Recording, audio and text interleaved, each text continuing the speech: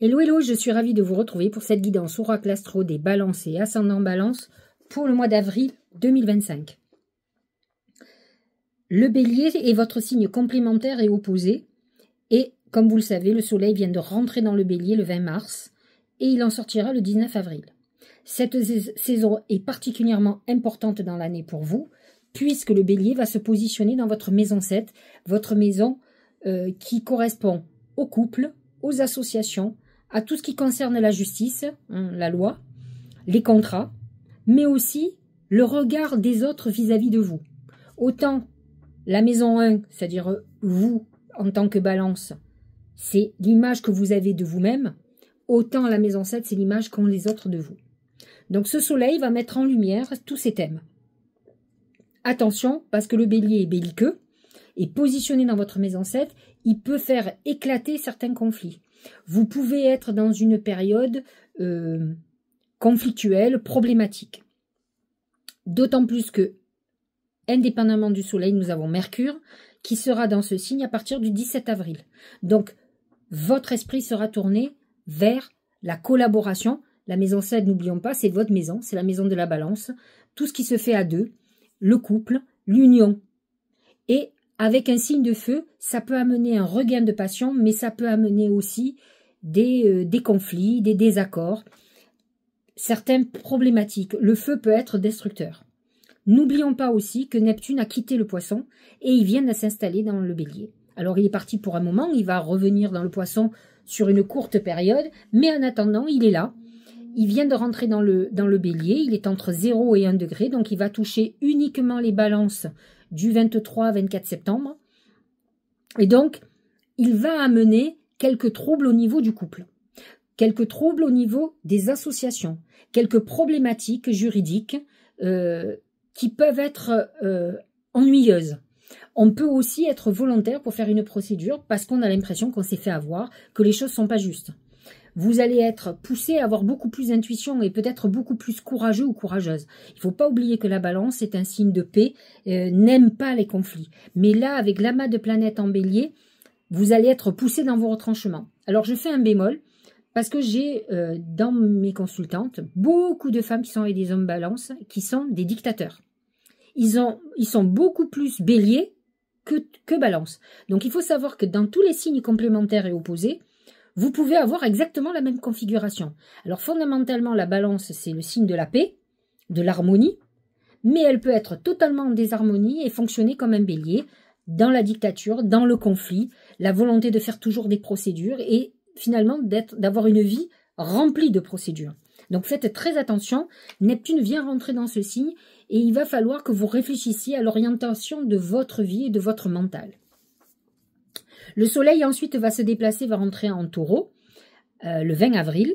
Il va rester, il va toucher le premier décan et il est positionné dans votre maison 8, qui est la maison de l'argent et des pertes financières, des dettes, comme des rentrées, comme par exemple un héritage. C'est la maison aussi de la sexualité et Dieu sait si le taureau comme vous est un vénusien et donc porté quand même sur la sexualité. Et nous avons aussi Uranus qui est là, qui touche le dernier décan des balances, puisque Uranus est entre 24 et 26 degrés, et peut amener des bouleversements au niveau de vos finances de façon soudaine, de façon inattendue. Comme vous pouvez avoir, entre guillemets, une libido qui s'emballe, une rencontre très sexe, très impulsive. Alors, n'oublions pas aussi que la maison 8, c'est la transformation de nos pensées, transformation de nous physiquement, et Uranus amène quelque part de l'imprévu. Jupiter est en Gémeaux, c'est un signe d'air comme vous, donc pour vous, c'est un très très bon positionnement. Positionné dans votre maison 9, je l'ai assez dit, Jupiter dirige le Sagittaire, qui est positionné dans la maison 9, et la maison 9, ça représente l'évasion, tout ce qui est grand, c'est-à-dire les voyages, l'envie de vous évader, l'envie de voyager, l'ouverture d'esprit. On est un chercheur, on veut comprendre l'univers, on veut comprendre les étoiles, on est connecté à l'univers. C'est le symbole du Sagittaire. Là, actuellement, nous avons le Gémeaux, qui est le signe complémentaire en plus du Sagittaire, qui, lui, veut la vérité, veut la clarté. Et il a ce côté où effectivement va vous amener des perspectives nouvelles, peut-être un déménagement, des opportunités nouvelles qui rentrent dans votre vie. Alors Jupiter va toucher le deuxième et le tout début du troisième décan, donc des balances. Mars, lui, est en Cancer. Il est en conflit avec vous, hein, le Cancer, positionné dans votre maison 10, la maison de vos ambitions. Il peut vous amener quelques inconforts au niveau de votre vie professionnelle, par exemple, ou familiale.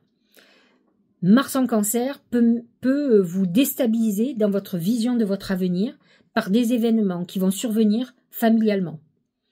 Donc ça pourrait amener une remise en question très importante. Lorsque Mars va passer dans le Lion, à partir du 18 avril, dans votre maison 11, on va agir en demandant de l'aide. C'est vrai que la maison 11, c'est la maison des frères, pas des frères et sœurs, mais de la fraternité, de l'amitié, des inimitiés aussi. Et Mars va amener une action. Donc il y a une recherche auprès de l'affection. Peut-être vouloir arrondir les angles aussi. Mars en maison 11, c'est j'agis pour la paix, pour m'entourer de personnes aimantes. En tout cas, vous risquez d'être dans cette phase-là. Comme vous le savez, comme pour tout le monde, Pluton vient de s'installer en Verseau. Il est à 3 degrés, donc il touche toujours les Vierges du premier décan, pardon. C'est celles qui vont être le plus touchées actuellement. Hein. Enfin, à part Jupiter qui va toucher le deuxième, le troisième décan, Neptune touche le premier décan des Balances, Pluton le premier décan aussi. Donc c'est les Vierges de septembre qui sont les plus touchées, celles qui sont du 23, 24 et un petit peu plus, parce que Neptune comme Pluton ont une norme d'action au moins sur 8 degrés. Donc même si c'est ceux du 23, 24, 25 qui sont les plus touchés aujourd'hui, mais les autres vont le sentir ou l'ont déjà senti, ça a déjà commencé. Pluton amène une transformation très importante dans vos amours, par exemple.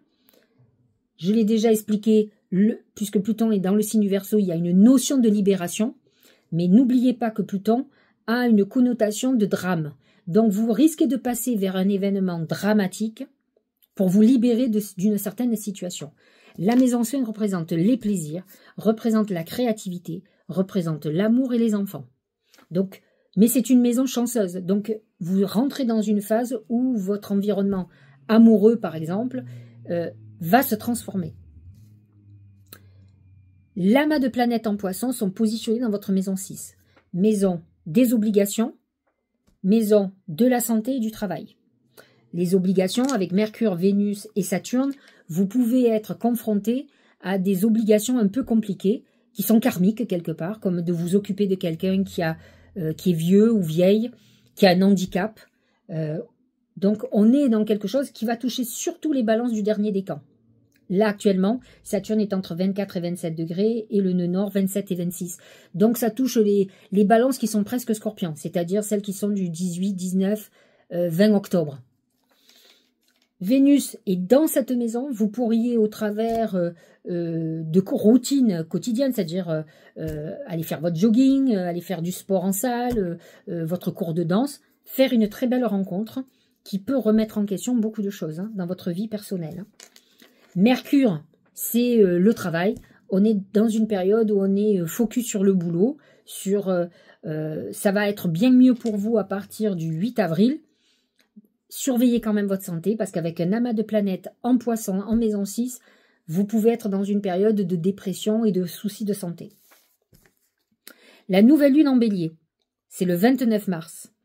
Positionnée dans votre maison 7, vous pouvez être victime d'une problématique liée au couple, quelle que soit la problématique. C'est-à-dire que cette nouvelle lune va se positionner en 7, donc problème de justice, problème de contrat, problème de couple, problème d'associé. Donc c'est le moment de faire des vœux si vous avez un nœud dans ce domaine-là. Parce que ça va bouger, d'autant plus qu'il y a une pleine lune en Balance, donc dans votre signe, qui sera le 13 avril, où vous risquez d'être dans une phase où vous aurez besoin de prendre des décisions très importantes. 27 avril, nouvelle lune en Taureau, qui sera positionnée dans votre maison 8. C'est une maison d'argent, en gros. Donc, c'est une nouvelle lune où vous pouvez faire des vœux liés à tout ce qui est financier. Voilà pour l'astrologie. Nous allons regarder ce que les oracles ont à nous dire. On commence avec mon oracle, l'oracle magique du mar de café. Pour ceux qui ne le savent pas, vous pouvez l'acheter soit sur notre boutique Etsy, c'est la boutique 13 trèfles. 13 comme le chiffre 13, trèfle comme le trèfle à 4 feuilles. Autrement, vous pouvez aller justement sur notre site internet 13trèflesédition.com. La tortue. Vous êtes dans un mois où tout est lent, où tout est un peu bloqué. C'est une période où on est un peu dépressif. C'est une phase où on doit déménager, où on est peut-être dans l'obligation de le faire. On est dans une période de partance. La tortue nous met en épreuve.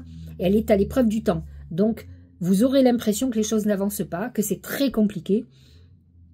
C'est un moment difficile psychologiquement. On peut être en période de dépression. On peut avoir une procédure juridique qui nous pose problème.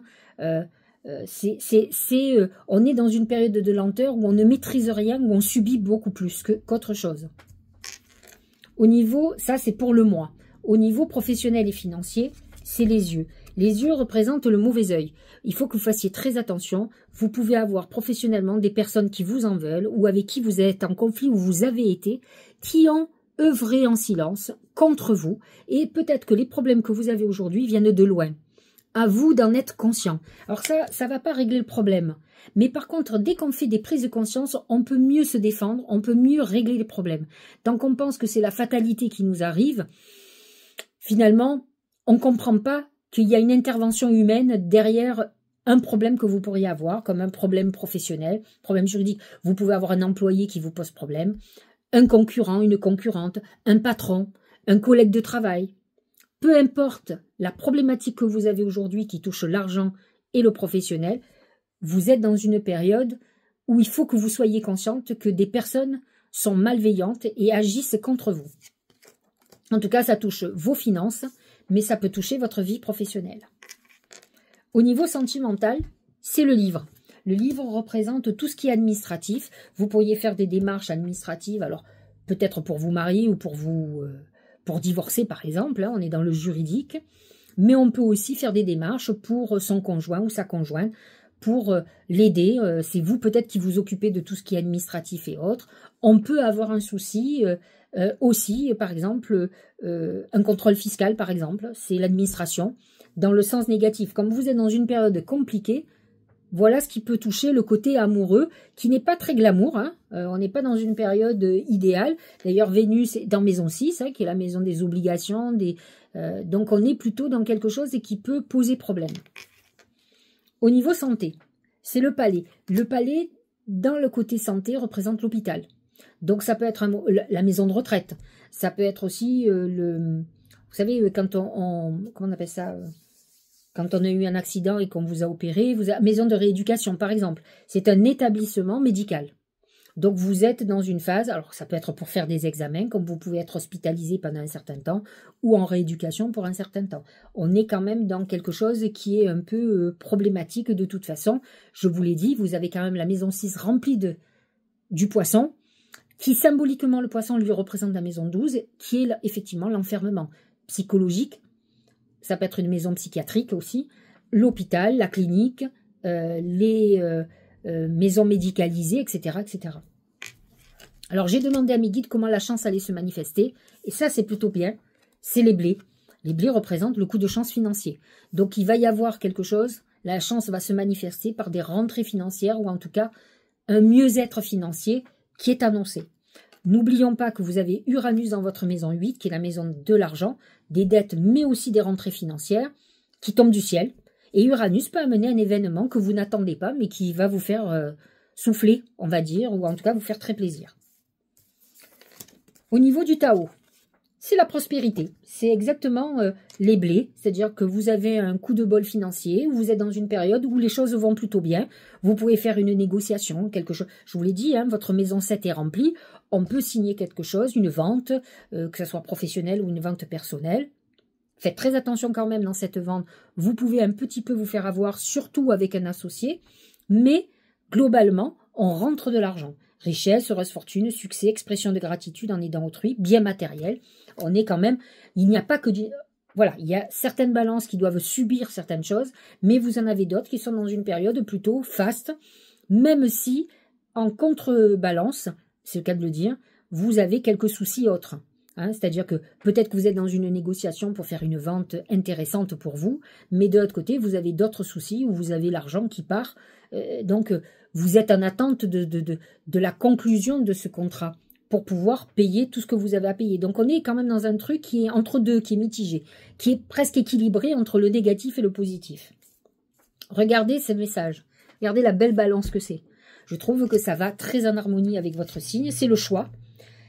Souvenez-vous que la décision finale vous appartient. C'est sûr, lorsque vous êtes confronté à un choix, et ça c'est un gros problème de balance, on sait que les balances sont indécises. Elles pèsent le pour, elles pèsent le contre, et elles ont du mal à prendre des décisions.